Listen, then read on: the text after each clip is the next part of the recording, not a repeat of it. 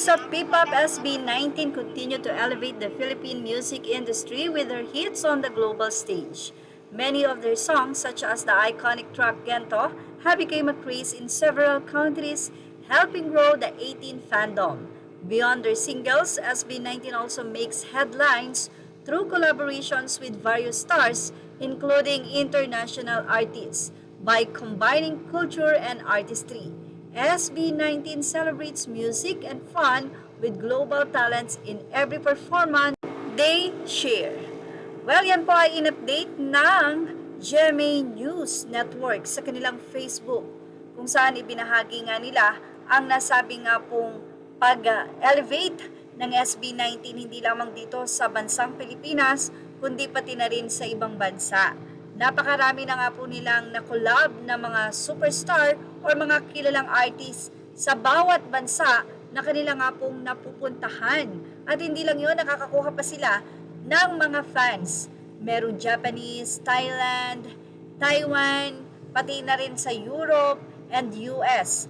Katunayan, marami nga pong mga foreigners ang umuwi sa Pilipinas noong April 18, kung saan naganap ang wakas at simula concert ng grupo. Sa ng mga fans, magaling kasi sila kahit self-manage. Kayang-kaya nilang umangat dahil sa talent nila kahit sa global scene. Ito yung may tunay na talent para sa isang self-managed artist. Talagang nakakabilib. SB19 is festival ready. Congratulations our kings, Mahalima. Iyan ang rason kung bakit ang SB19 ay malakas ang loob magtatag ng sarili nilang company. Bakit? Dahil nga sa kanilang talent na kayang-kaya nila itong ibigay. Hindi dahil sa malalaking management, kaya kayo napunta sa ganito or nakilala. Pinatunayan ng SB19 na kahit walang malaking management ang humawak sa kanila or malaking network, ay nakilala ang SB19 dahil sa sarili nilang sikap. Why? Because of the talent and determination. Well, iba kasi ang may connection talaga, na kung saan ay wala ang SB19. Wala silang malalaking connection na company para sila ay dalhin sa malalaking mga event. Pero nagawa ito ng SB19. Bakit?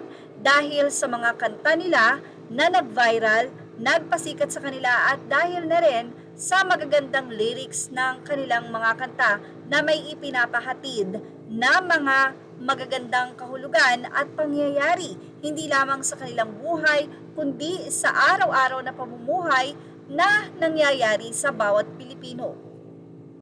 At dahil nga self-manage, walang kumukontrol sa kanila.